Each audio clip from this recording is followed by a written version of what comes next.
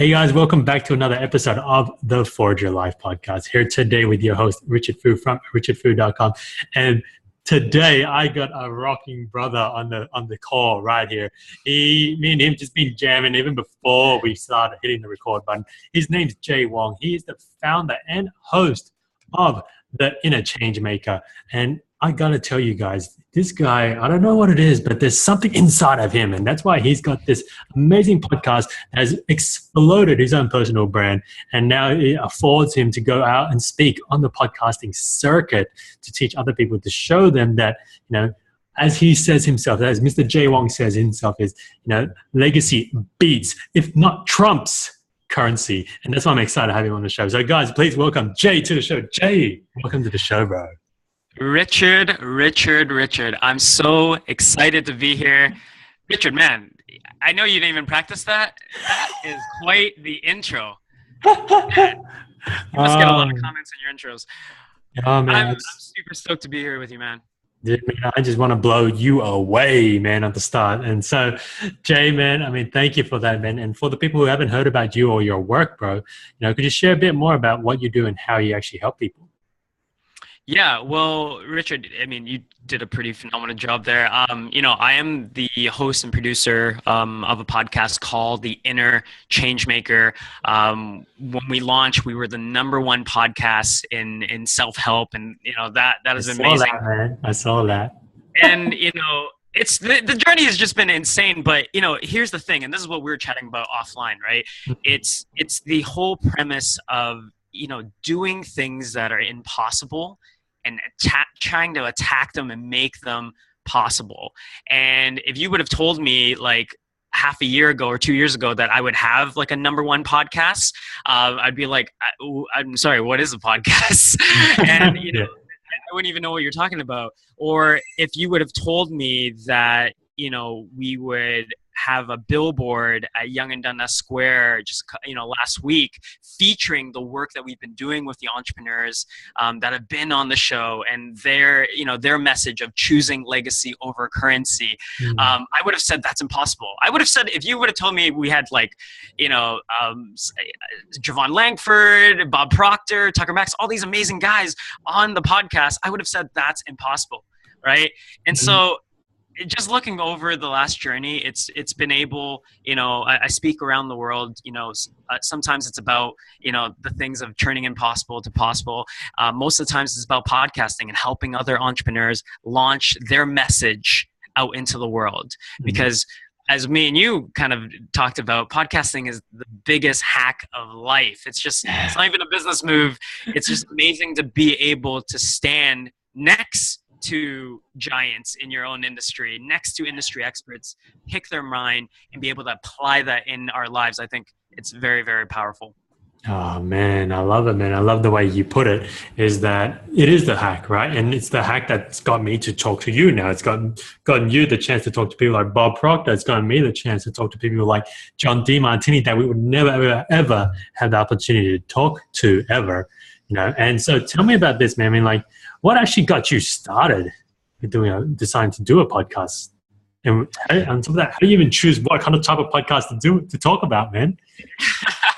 This is a great question, because I think there's a couple different ways I think we can looking at podcasting and why you would want to do a podcasting.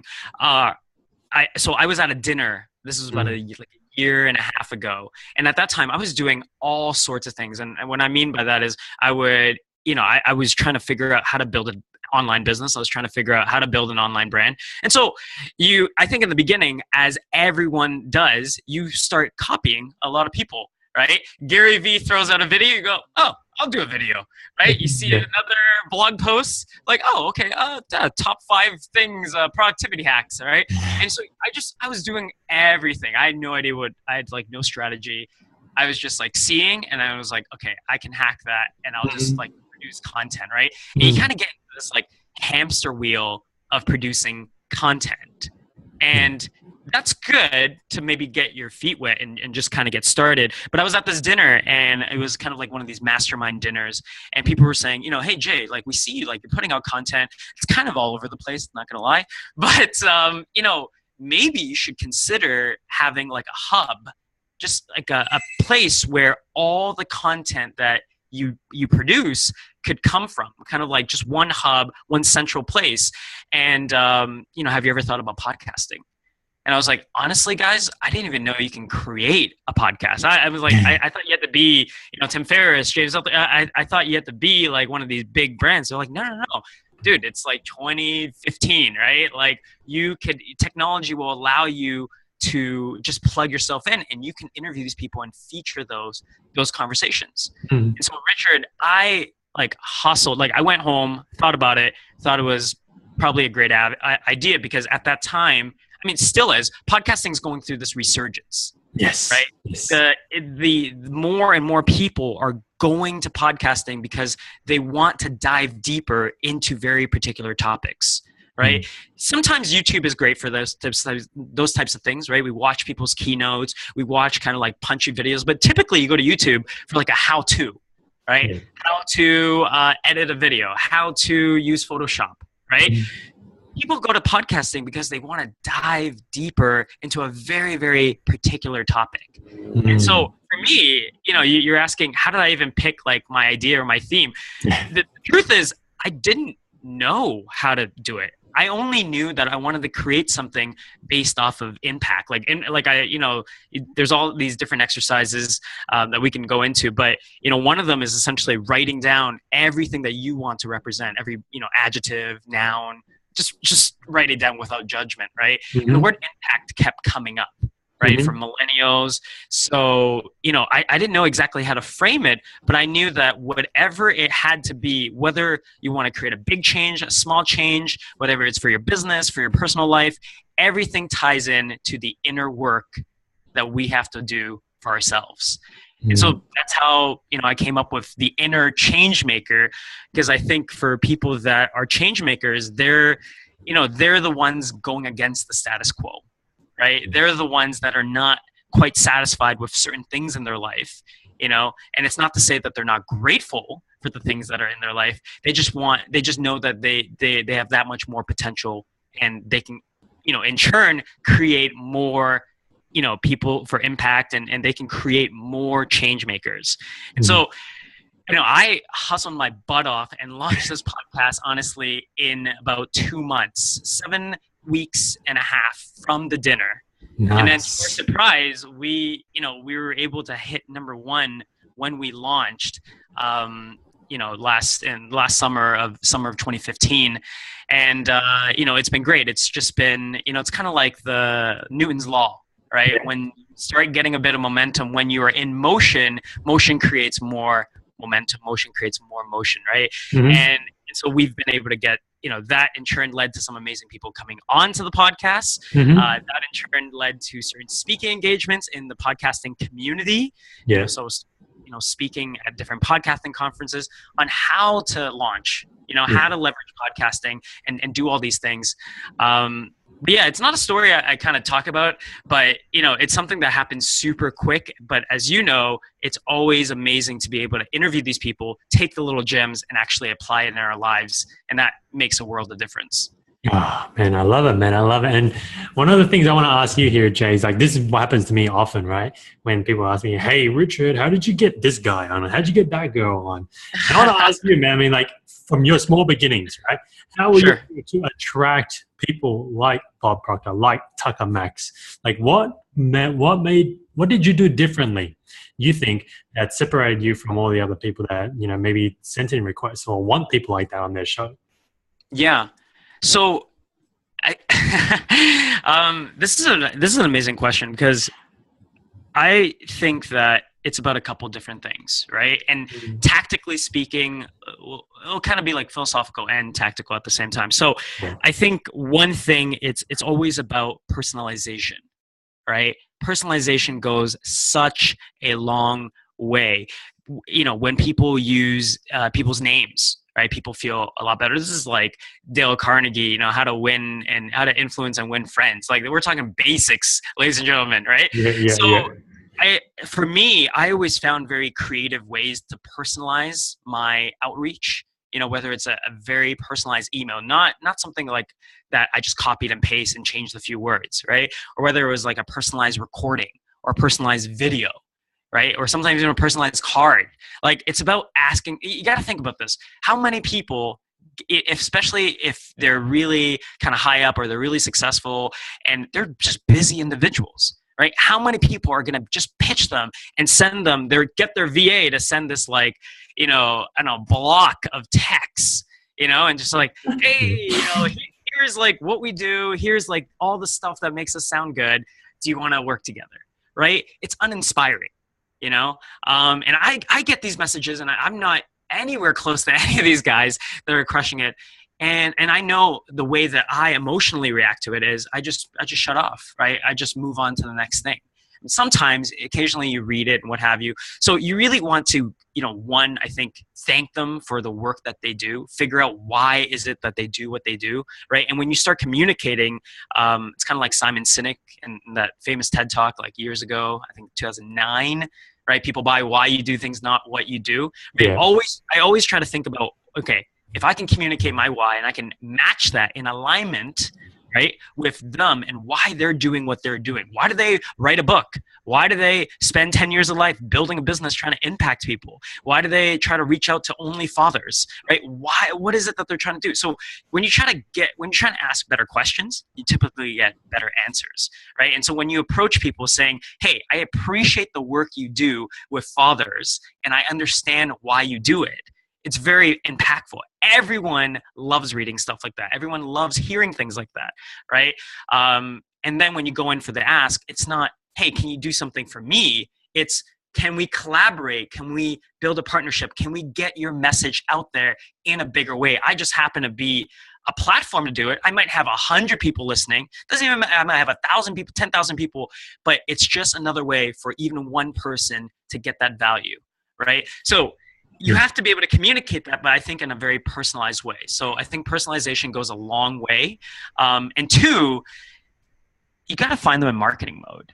You got to find them. There's certain moments that they're more motivated than ever to do a podcast, right? And you can't just ride off of your ego or your brand, right? So you'll notice like a lot of people that come on my show, it's typically because they have something launching or they have a book coming up.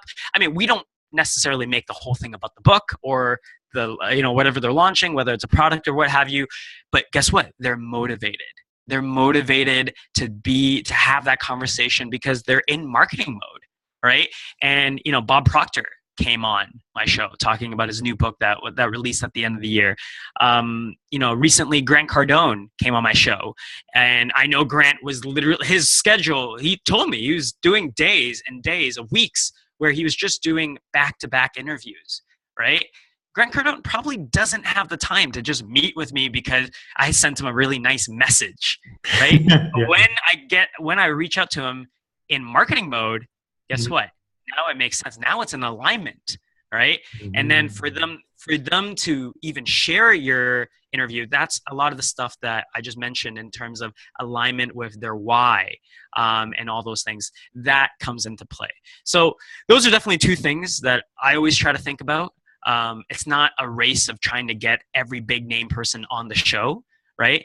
Because when you look at the long-term vision of it, you think, I'm in this for long haul. I'm in the life-changing business, and so are they, right? It's really only a matter of time before we connect, right? It's really only a matter of time before we partner up and we make a bigger difference with their message. Yeah, you shared so many mad nuggets here, right? And I gotta distill this because there's so many bombs going off in here from what you said. It's like, I love the point where you said, you align with their why, because they're driven by their why. And if they connect with your why and you can mash it in together, it makes sense to them. And they just feel like, oh my God, it's like Jay knows me and understands me, not like all these other people who are just, following me because I'm popular or whatever.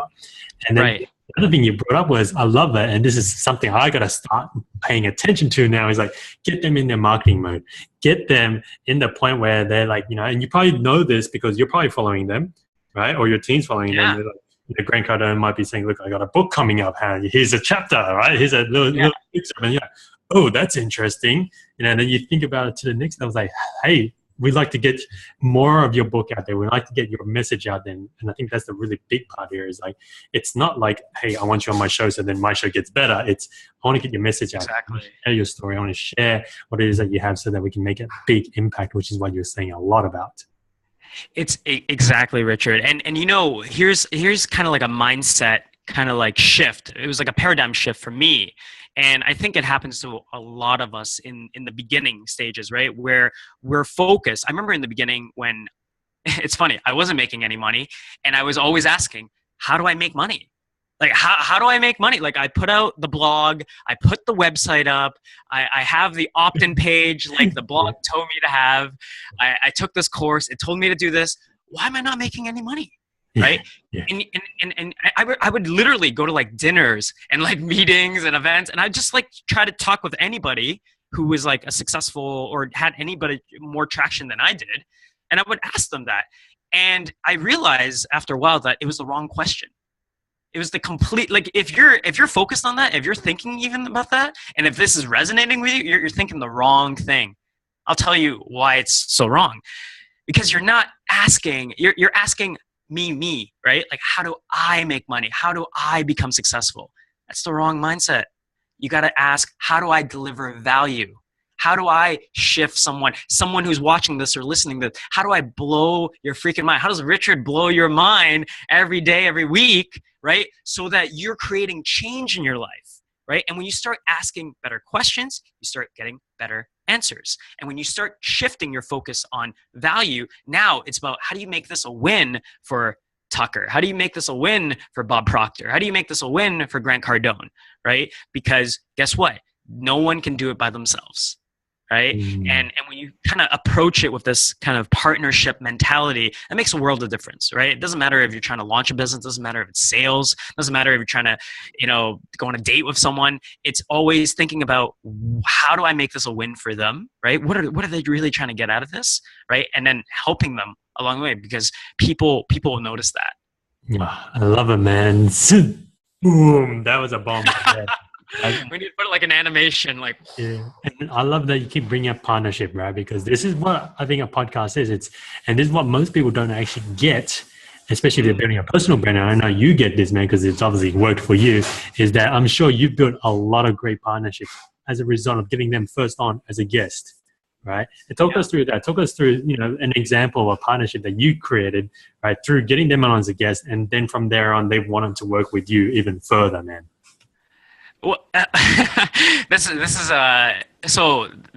a really timely question, because this just happened. Like, this literally just happened a couple weeks ago, right? Where I had Evan Carmichael, who has about 450,000 YouTube subscribers, which is about 1,000 times more than I do, which is all good. It's all good.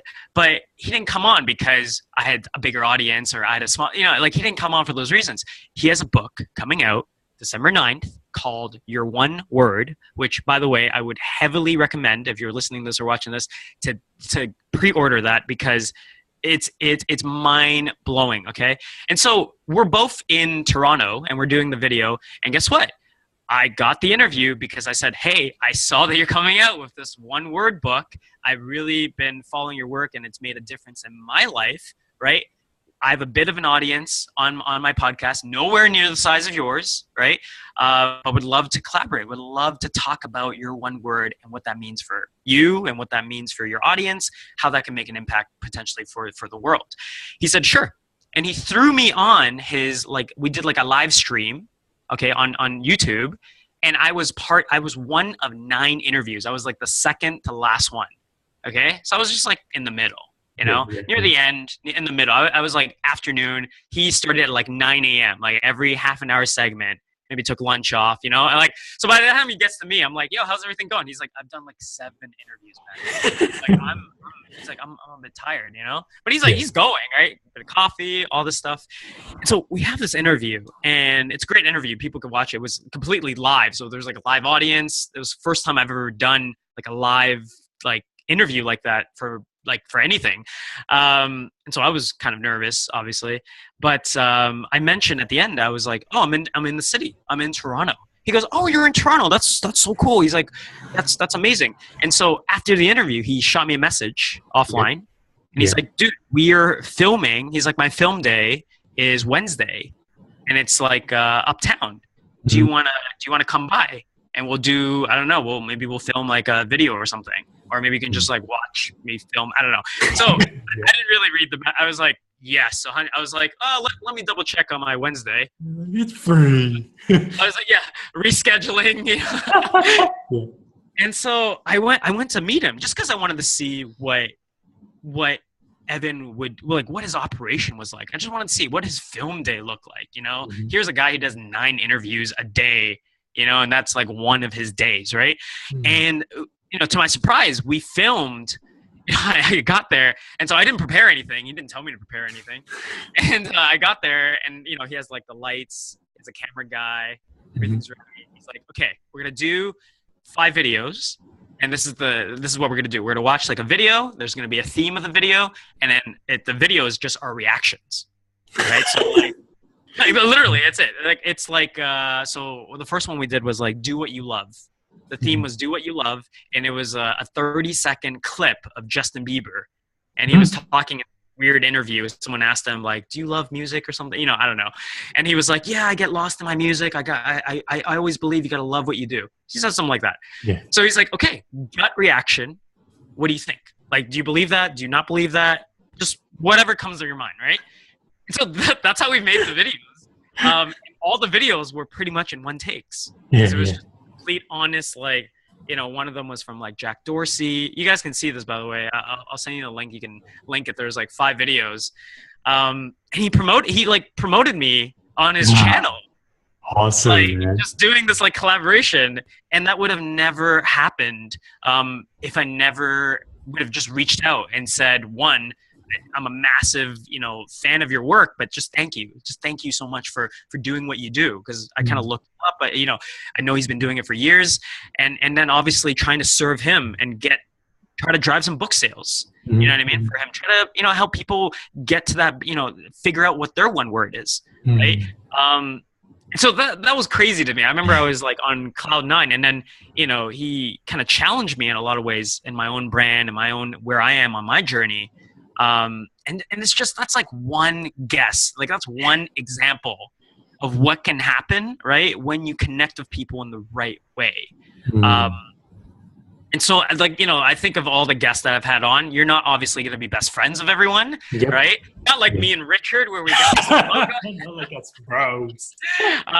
But it's amazing the tidbits. I always said, like, if I had to pay for the coaching that they would give me, not like official, not like, okay, we're going to start coaching you right now from here to here, like not like that. But I would be so broke if I had to try to buy an hour of their time every single time, right? But instead, going in with the mentality of how can I serve them and how can I make this a win for them? We might not be best friends, and it's all good. I might not get any free advice or whatever. He might not take any interest in what I'm doing. But it's just, that's why I think it's just such an untapped like space, and it's just helped me tremendously grow not only my podcast but my business as well. So true, dude. I mean, like every time I get guests, even you, man, like you on here right now, I'm learning stuff. And that's the benefit of this, right? It's like it's free advice, right? Because it's like, the whole idea is that it's not just for me. I'm not asking just for me. I'm asking for everyone else that's listening, and hopefully it serves some people out there. And I love this that you said here, man, is that, you're always looking to serve them. And this is something I tell my guests usually after the show. I'm in here so that everyone finally gets to know the real secret of why I do this. It's like, I say this, Jay. I say inside of you, Jay, and inside every guest, there's a fire burning. And my job, man, is just to be gasoline and petrol, and I just douse you with that, man, and shine hotter and brighter than ever before. We just get that all on this call right here, and just to make you look amazing, dude, and bring the absolute best out of you. So I think every podcast host did that, man. There'd be so many amazing shows that it'd just be hard to keep up with them, man. Well, I think it's this kind of goes back to like the whole do what you love thing, right? I think when we are, and here's something that I recently just kind of learned or kind of discovered for myself, right? We're all on this path, right? Individual journeys, right? But it's the journey of, getting to our better selves, choosing higher, as Javon Langford would say, right? And getting to our truest self, right? A lot of times in personal development, everyone's always saying, man, it's about upping your game. You got to 10x. You got to 10x, right? You hear people say this stuff, and it's like, actually, when you start thinking about it, personal development, it's not about adding and getting you to a higher level. It's actually about shedding the beliefs, right? The limiting beliefs. It's about shedding the old crappy agreements you made of yourself. It's about shedding the stories and the ideas of what you have of your life so you can be your truer self. So actually, it's not about going up. It's actually about shedding and getting real, getting authentic, right? And when you, as a podcast host, or anybody, if you give space for the person to be their most natural self, there's like somewhere in there, there's a magical moment.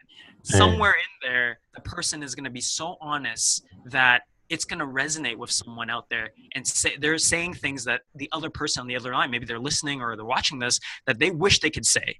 But they know it. They can also say it, right? But they're just maybe not there yet. I love what you say, man. It's so often is that there's just too much stuff. We're in the information age. There's too much information that we're collecting. We're like hoarders, right? Of information, of knowledge. And then it's like, how can I learn more when there is no space for me to put in more? So what am I going to do? I'm going to upgrade the cloud, get more stuff. Right. It's just not going to work that way. And I love what you bring up here. And bro, man, like we could just keep going, man. We could just keep jamming. And I know that's not wrapping up the show here, man. So, wrap up, man. I want to go into the quick fire question rounds, man. All right, let's do it. Sweet. Let's do it, Richard. And so we're going to go with the signature question here, man. This is my favorite. It's what we call the time travel moment.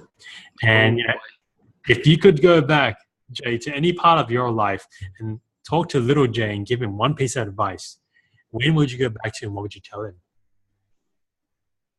Oh, man.